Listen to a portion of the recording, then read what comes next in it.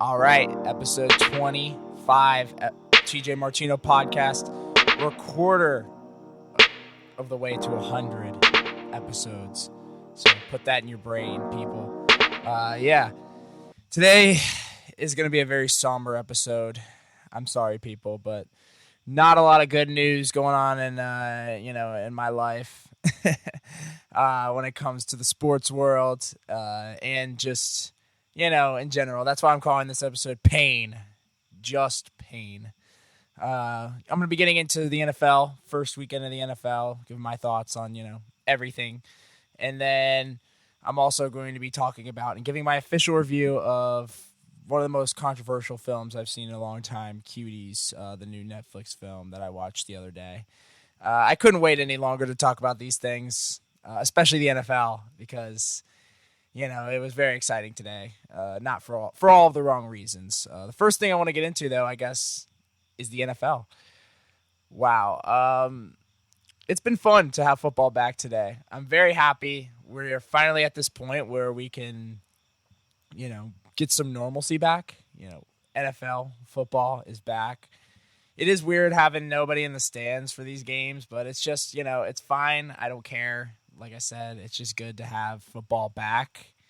But at the same time, it is a little bittersweet because, you don't really get a lot of the energy that you get from those home games, especially when the game's on the line and it's tight. You just don't really see a lot of the players showing that energy too. Another thing I've noticed is, the end zone celebrations are not as animated and fun as they once were. So I guess that's, some little complaints. But like I said, I think the NFL has actually been kind of interesting so far this year. It has been interesting just because, there's no preseason, so the storylines just kind of start. Because usually during the preseason, it's like, that's when the narratives really start to come to fruition, and you kind of start to see them, sprout up. But now, since we're just kind of jumping into the season, we're not really getting any pretense to these narratives outside of off-season moves and whatnot, if that makes sense. But now it's kind of weird. The energy is weird, but like I said, I know I'm making some petty complaints, but I'm happy football's back. There's some great games today, some really fun ones, but let's talk about the two that I watched today. Obviously, to all my Cleveland fans out there, LOL at you guys. I can't really laugh too hard because my AFC team, the Cincinnati Bengals, my hometown team today, played. Joe Burrow made his debut. A quarterback in the 405 game today against I keep trying to say San Diego, but Los Angeles Chargers. This was a fun one. It was a fun one. It really came down to the last play, that awful shanked field goal. I don't know if he got injured on that play or not, Randy Bullock, but if not, then I totally understand, saying he got hurt, because that kick was horrendous. Whether or not, it doesn't really matter. What a terrible way to just suck the air out of this exciting debut for Joe Burrow. Because, Joe played well in this game, I will say. My first thoughts on Joe Burrow, I think he looked really good today. I mean, not really good, but he looked good enough. He made a lot of plays on his feet. He was the touchdown he ran was really, really good. He followed his blockers. He got right behind that center or guard or whoever that guy was. Offensive lineman got behind him. That guy made a great blocked two people, and then Burrow got around him and got into the end zone. That was a great play. But that Chargers, man, the Chargers, they were tough today. Tyrod Taylor was impressive to me today. I think he actually looked pretty good because, he's had some, he's been under a lot of scrutiny over the past couple of years. His stint with the Browns was, a little counterintuitive. But he's been on a bunch of teams. He's been backups for Baltimore and a bunch of these teams. But he came out today and made a case to be a starting quarterback with a team that's trying to find a new identity, trying to find a new direction in the Los Angeles Chargers. As you know, they've kind of struggled to find an identity over the past couple of years. They've had talent. They just they've lacked kind of the direction and excitement. But Tyrod's interesting. If he starts sucking, they can put in Justin Herbert, who I think is a solid talent. So who knows? But back to the Bengals and Burrow, I mean, Burrow's passing looked pretty good. He did obviously early in the game have some bad flubs. The offense looked pretty stagnant. But the Bengals' defense was actually more of a surprise to me than their offense. They were pretty good against the run. I mean, Eckler started getting it going in the second half, but I thought they were pretty decent against the run.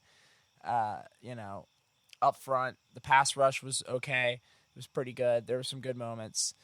But like I said, the final couple of drives, this game ended just like you would think a Bengals game would end. This was the most Bengals ending ever. To completely lose on a shanked field goal that could have tied the game and sent it to overtime in a game they were leading for most of the game. Then, the Chargers finally just started getting good field position. Joe Burrow made a bad turnover late in the game with that shuffle pass, which was ridiculous. He did that earlier, and I was like, don't do that again. And then he did it again and turned the ball over. But overall, though, for Joe, solid debut, solid start. I'm happy with it. Bengals they looked better than in most of the games last year. And like I said, my thing for them is if they can go like 4-12 this year, that's a win. If they get more than 2 wins, it's a successful season. I mean, nobody's looking for the Bengals to be title contenders this year. So as long as they can just, play hard and compete in games and have some of these young guys just come out and, make plays, hopefully in the next couple of years they can have something. And it was good to see AJ Green back, even though he pushed off at the end. It was a push off. Okay. I know a lot of fans are going to be like, yeah, but I think, I think it was a push off. I don't know what that reaction was at, but yeah, it's late at night. But yeah, I think fans are going to be up in the air about that, but it looked like a push off to me, but he did get 2 feet in bounds. It was a great catch. And Joe really put the team on his back there at the end. He let him down the field. I mean, he did everything he needed to do. It was just an unfortunate, couple of plays that followed. Obviously, like I mentioned, the AJ Green touchdown that got called back for the push off, and then the Randy Bullock shank, which just about as Bengals as it gets. I mean, if you're a Bengals fan, if you know Bengals football enough, if you're a Steelers or a Ravens or a Browns fan, and you know the Bengals and you know the struggle. And if you're a Browns fan, you losing in general and you can feel it. So speaking of the Browns, they look like crap today. Just like I knew they would. I always buy them as frauds. Shout out to all my Browns fans out there. I know you're out there. You guys are frauds. But Tampa Bay also is a team I want to talk about. They got when I did my episode with Cam Hawkins, shout out to you, Cam, he was talking about this team being really fun this year, They had they had a good draft. Obviously, Brady and Gronk on this team. A lot of hype.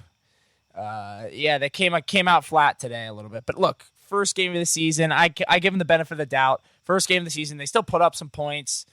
I think this team's still going to be tough. And come playoff time, middle, late of the season, I'm sold on this Tampa Bay team. But look, New Orleans is a very good football team. I was expecting New Orleans to win. And they pulled it out. It was really fun to watch that game. I wasn't really watching the entire game, but I kind of had it on and on the side, red zone and whatnot. But I was watching the other game that was going on during that time. I think it was the Bengals game that was going on during that time. I can't remember, but it was some point in the day. I was watching something else, but I had that on the side. I think it was the Bengals game, but I had that on also on the side, and I was kind of watching it here and there. It was a fun game from what I saw. New Orleans offense is fun. I got Drew Brees on my fantasy team. We'll be talking about my fantasy team in a little bit. And y'all can hate on me or love me for my team. Probably hate on me, but I'm down with whatever. But there's just one game today that I wanted to get off my chest before we get into the fantasy team and then into Cuties. But this is just something that is freaking dominating me. I mean, obviously, like I said, the Bengals lost later on in the day, but the game that killed me was the first game I watched. If you know me, you know I'm a huge Philadelphia Eagles fan. I'm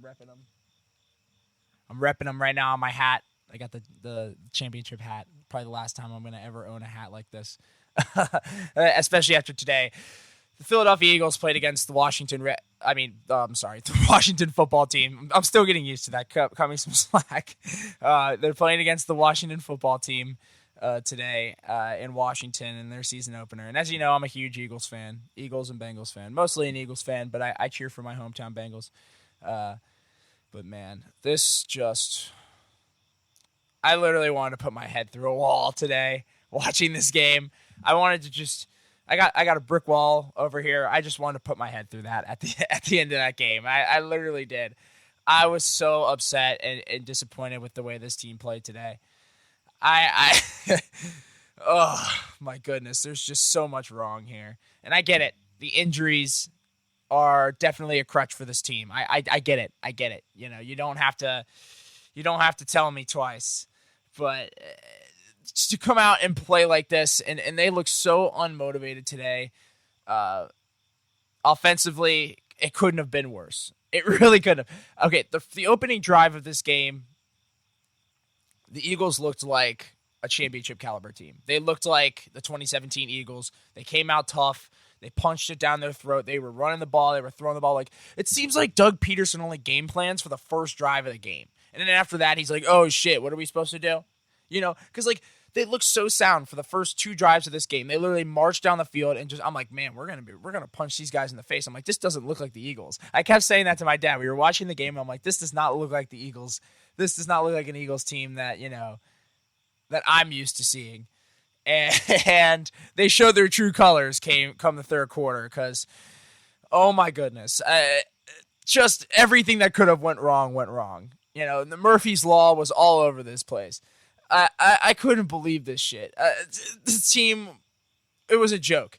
The receivers were not fighting for possession. They were getting dominated by these corners. Washington's defense made us look like a bunch of bitches out there. I'm sorry, pardon my language, but I have no other way to describe it than that. It was really they just dominated us. Washington deserved that win that game, no doubt about it. I mean, their front eight, they bullied the Eagles' depleted offensive line. And like I said, I get it. The offensive line is hurt. Lane Johnson's hurt. Brandon Brooks is hurt. But still, 8 sacks. They gave up 8 sacks. 8. I can't defend that. I'm sorry. It doesn't matter how many. If you're an NFL player, if you're an NFL offensive line, you can't give up 8 sacks in a game and expect to win. You can't. You can't. I kept saying that. I'm like, you can't give up this many sacks and win a football game. You can't do it. 8 sacks.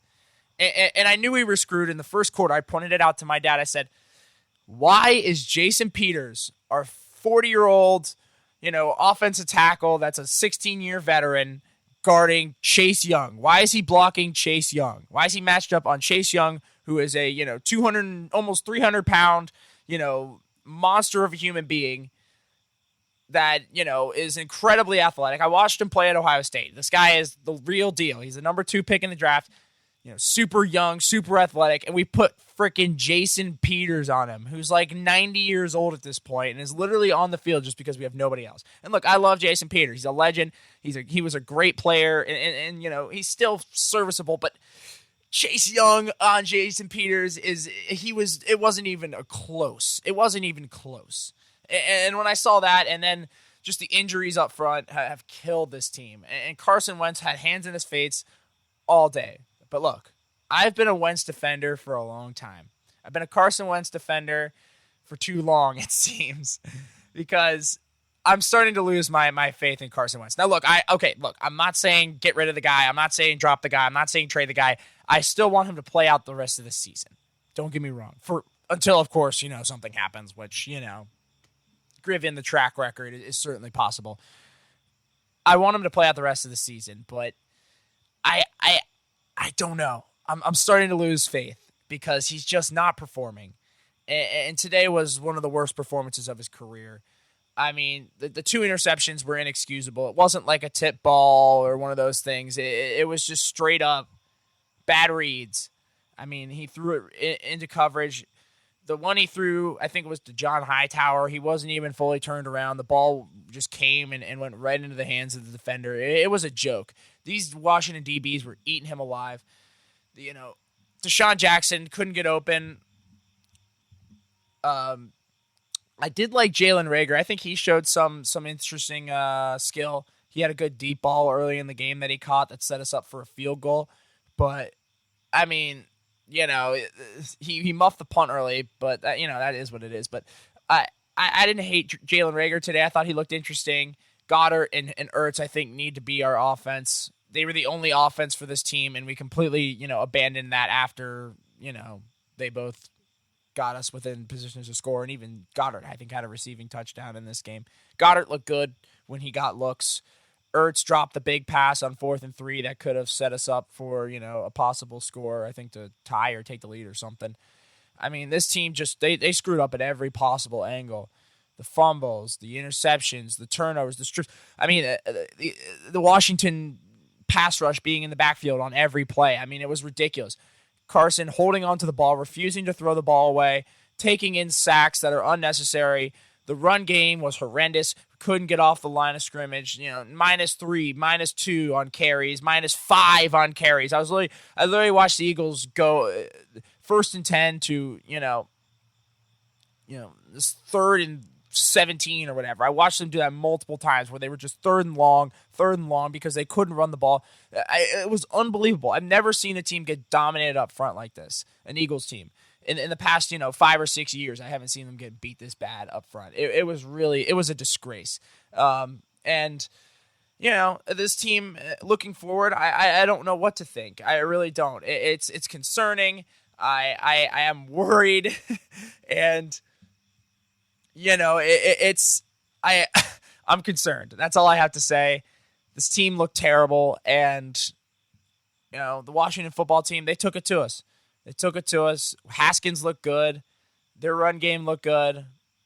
I mean, and look, I know Miles Sanders is out, and that's why our run game was stagnant today, but I don't know. We'll see what happens.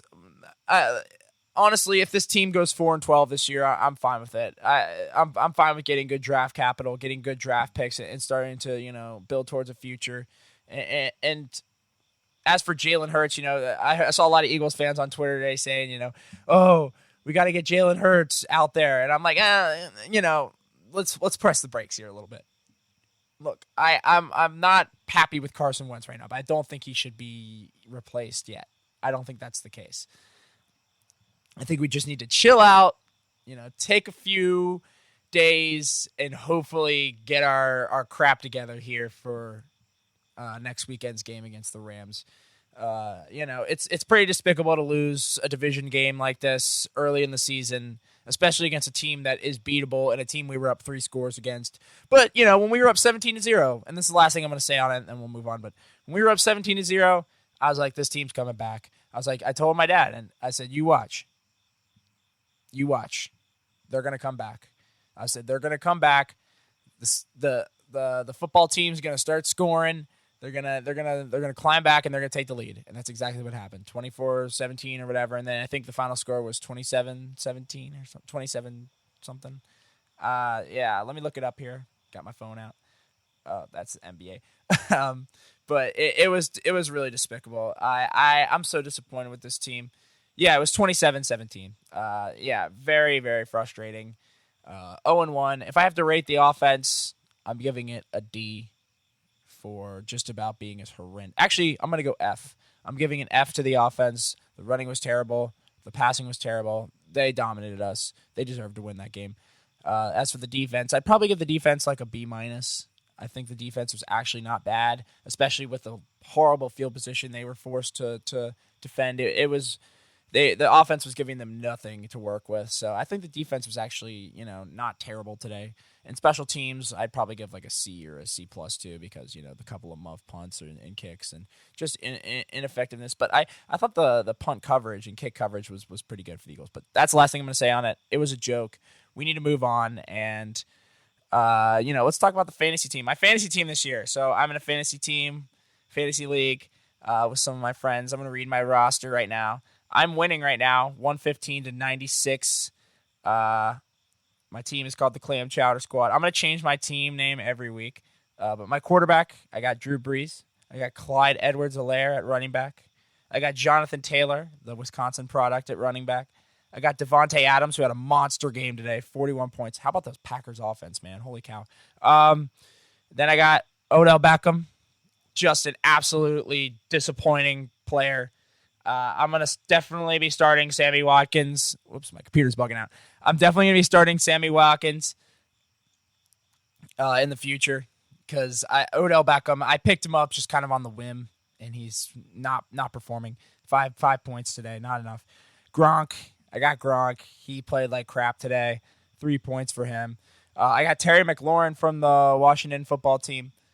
He had a good game. Minnesota's defense lost me 9 points. That's the only reason I'm in this game right now is because Minnesota's defense crapped the bed.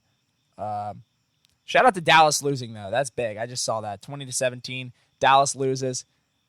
That's always a good day. And then, but I also have Minnesota's defense, and I got Robbie Gould. I always get Robbie Gould. Good as gold. He's a reliable kicker. He got me 10 points.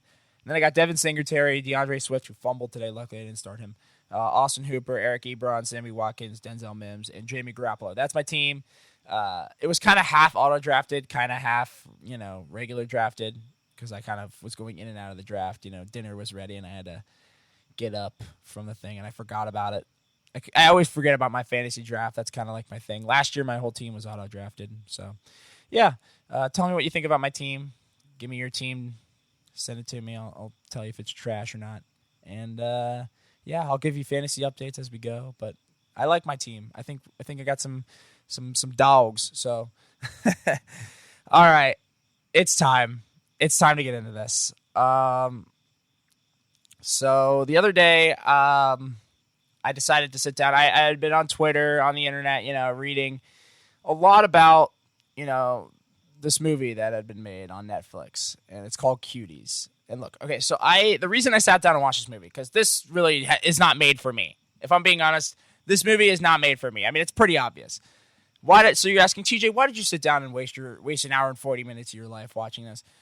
And I'll tell you why. I like controversial movies. I am all for movies that push the envelope. I like movies that, that are not afraid to do ballsy stuff, are not afraid to, push the social norms, explore, controversial topics and things like that. So I was like, okay, this movie is getting a lot. It's very polarized, and I like movies that have polarized reviews, like where the audience review on Rotten Tomatoes is like very low or high, and then the critic score is the opposite. I like those. I like watching those kind of movies. I think, because those are the ones that you really get your own opinion on, is the ones where you're, the critics and the people aren't, on the same page. That's where you can get, the best discussions and the best, you can get the most from those kind of movies because, it can be interpreted in different ways, I guess. But, like I said, I like these kind of movies. I like edgy movies. I like movies that, show graphics material if it's necessary and services the story and is done in a way with reverence and respect. So going into this movie, I kind of, I had heard some things about it, heard it was kind of sketchy, but I was like, it's on Netflix, I'll check it out. Holy shit. I have never been so disgusted with a movie in my entire life. And look, I've seen some awful films in my day. I'll tell you. I'll be the first one to tell you. I've sat down in the theater and I've seen some movies and I've walked out of movies multiple times. And I've turned off movies and I've just been like, oh my goodness. But this hit me on a different level. If I'm being completely honest, this hit me on a different level. I was incredibly uncomfortable watching this movie. From beginning to end, I was uncomfortable. And I think about 5 minutes into this movie, you get a shot of this young girl doing laundry, and it is pretty sexualized in its, direction. And from there, I kind of was afraid of where this movie was going to go. And I couldn't even imagined how, bizarre and uncomfortable this movie gets, especially for, normal people. That's what I'm going to say. But okay, let me break this movie down for you. I'm the reason I'm talking about this is because I don't want people to watch this movie. I wasted my life watching this, so you don't have to, because this is something that should have never been made. And I'm being completely honest. And there's only a few reasons for why this could have been made, and none of them are good. None of them are good. None of the reasons I can think of in my head for why something like this could have been made, none of it is good. And just watching this, here's my consensus on this film. This movie is trying to normalize, the sexualization and exploitation of children and of minors. That's what this is. I mean, that's kind of what I took away from this movie. That's what it's trying to normalize that stuff. It's trying to normalize young girls, children, sexualizing themselves. That's what this is trying to be. This is an 11-year-old child exploring her sexuality in a way that kids that age rarely do. I mean, not to this extent. I mean, it's one thing to, have a boyfriend or a girlfriend in grade school, but, you're not really, doing anything, serious. You're just kind of like together because you're young, Like I had a girlfriend in 2nd grade or 5th grade, and it's not a real girlfriend, It's just kind of like we're kids, we like each other kind of thing. But it was never like really sexual, if you know what I mean. Like, because at that age you don't really get those hormones until you're older, and that's what made this movie so bizarre to me. Is it doesn't really work for what it's even trying to be, which is like a coming of age, sexual orientation exploration. Wow, those big words right there. But that's like the best way I can describe that. That's what this movie's trying to be. But really, I think this movie is just trying to appease pedophiles. I mean, I'm serious. I couldn't. Some of the shots in this movie, I couldn't believe that they thought this was a good idea. They had to be pedophiles. That's the only way I can describe them actually thinking this was a good idea. I honestly could.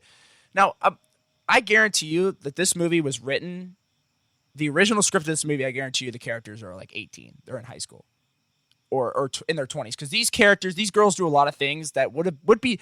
This movie would be normal if these girls were of age. If they were 18 or older, if they were like in college, if they wrote this movie for them to be in college, or 18 to 20 or whatever, that this would make more sense. This movie would work more. But the fact that these girls are 11, they're 11 years old. They're not 18. They're not 17.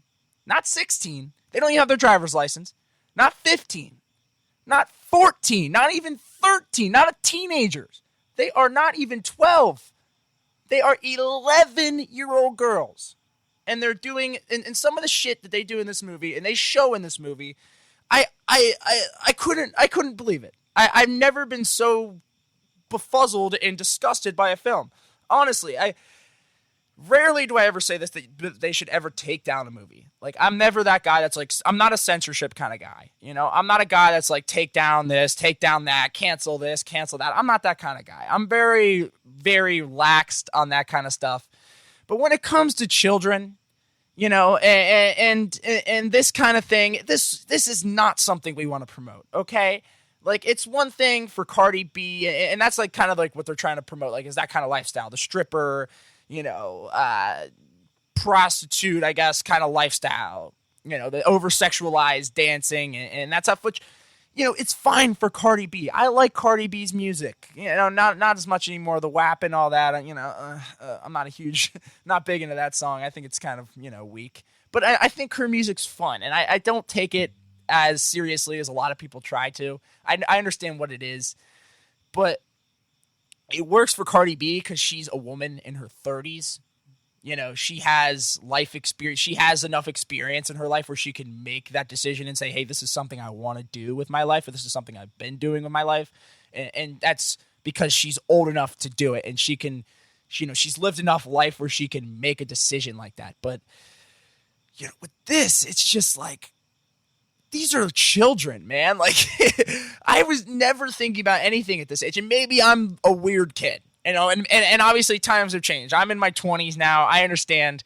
The kids these days, they got and I'm making myself seem like a boomer when I say that kind of stuff, but you know what I mean? Like, kids have way more exposure to that kind of stuff. When I was 11, I had a cell phone. It was a flip phone. I had a flip phone. I didn't have Instagram and TikTok and these applications that these kids have where they see these, women sexualizing themselves. And, the thing that's different is and this movie kind of tries to explore that. This girl basically, she wants to be a stripper, essentially. And she's 11 years old. She's in this super, religious Islamic family. And she, her parents are, and her grandparents or whatever, her mother is like very overbearing. And wants her to, wear this, these clothing and all this stuff that she doesn't want to do and do all these services. And her father is getting remarried. And, it kind of explains how these, organized religions,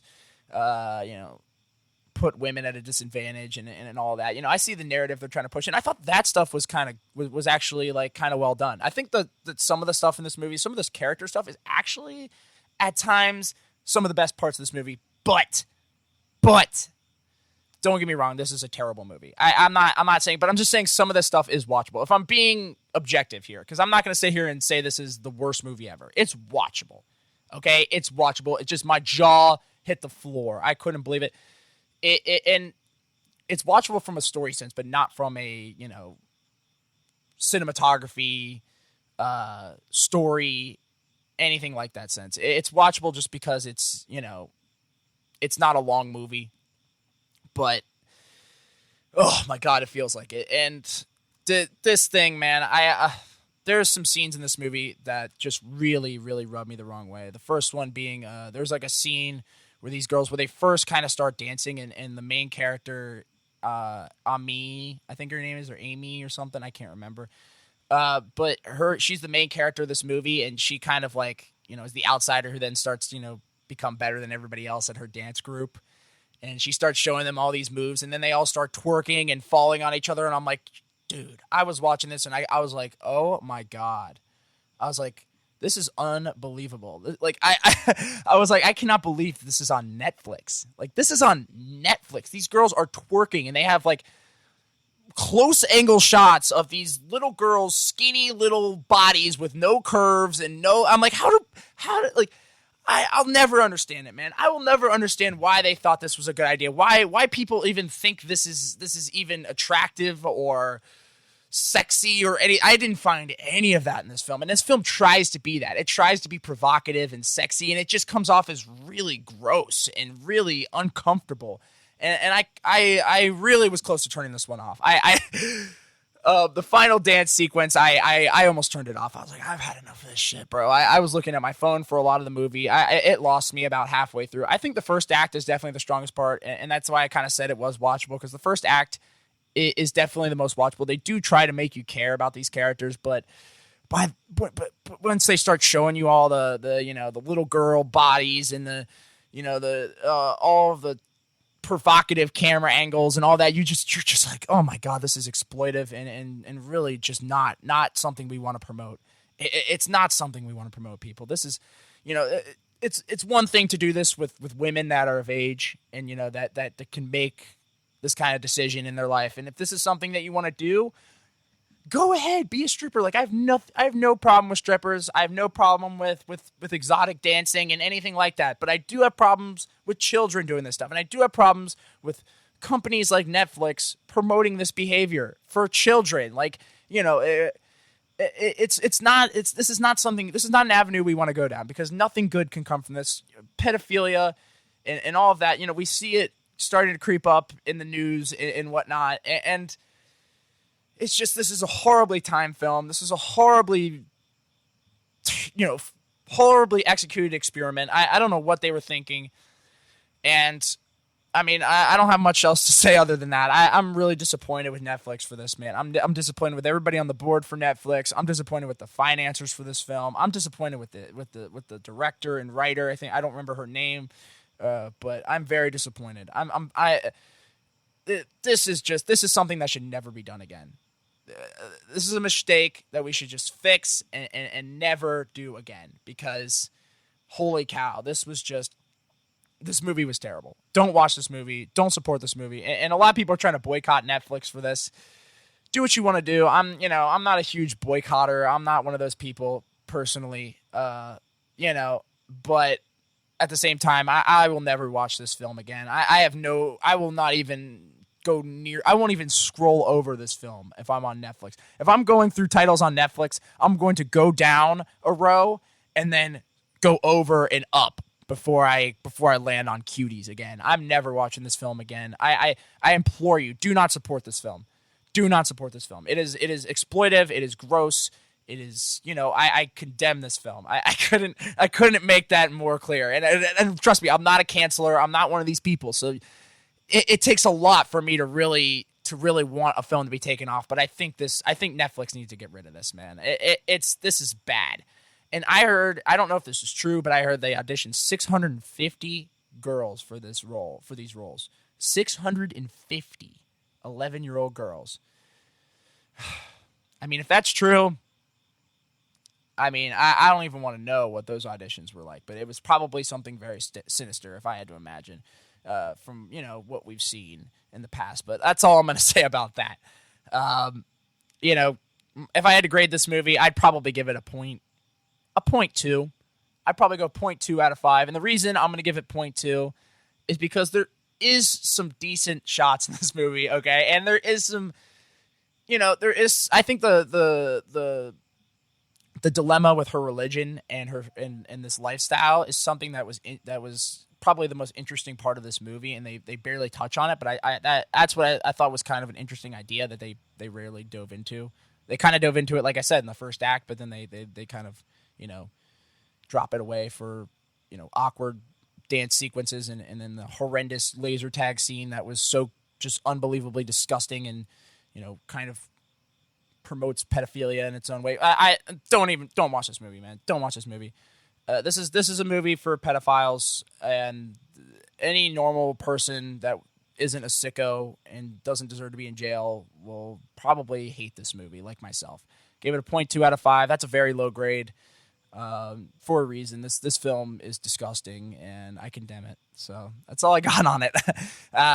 So to end everything, thanks everybody for listening. I know this was kind of a somber episode, but I like to do some different stuff. Check out my episode with my aunt Linda and my mom, Karen Martino. That was a really fun episode. Check that out. Thanks everybody again for the support and the love. I'm going to be launching a lot more stuff. The Instagram page, I'm going to be bringing that to the moon, and I'm going to be starting to do more with that. Like I said, YouTube, YouTube, I'm going to be, cranking out some stuff, cranking out vids, the clips, the snippets. I like doing them. They're easy to do, and I like, they're more digestible for people that don't have time to sit down for an hour-long podcast. It's nice to just, get the parts that you want, get what you want out of this podcast. So that's kind of why I'm doing the snippets. I think it's a cool way to, a lot of people do it, and it's kind of a cool way to segment my podcast out. So like I said, if you only got 10 minutes of time and you only want to see me talk about sports, then I'll have, videos depending on that. So that's just something to look out for. Check me out on Apple Podcasts, Spotify. On Apple Podcasts, go on there. Give me a 5-star rating. Go on there, down to the bottom. Give me that 5-star rating. Drop a comment. Tell me what you think. Maybe I'll do and I'm going to be doing a Q&A maybe soon. I don't know. That's something I've kicked around as an idea. Maybe I'm thinking about doing monthly Q&As or something. I don't know. It could be interesting to see what kind of questions I get. But yeah. Like I said, though, follow me, subscribe, YouTube, Apple Podcast, Spotify, Google Podcast, iHeartRadio, all that stuff. Thanks for everything, guys. You guys are the best. And don't watch Cuties. Do not support that movie. If you see it on Netflix, scroll over. Find something else to satisfy your time. Netflix does have some good films. And Netflix, I swear, I will boycott you if you make another horrendous film like this again. I'm serious. I will boycott. This is one of 2 strikes. I'm not baseball. I do 2 strikes. One of 2 strikes. And if they make another horrible film like this again, I'm out. I'm canceling my membership. I can't watch little children twerking on television any longer. I will not stand for this. I condemn it. It's disgusting. But anyway, thanks for everything. See you guys later. Subscribe. Adios.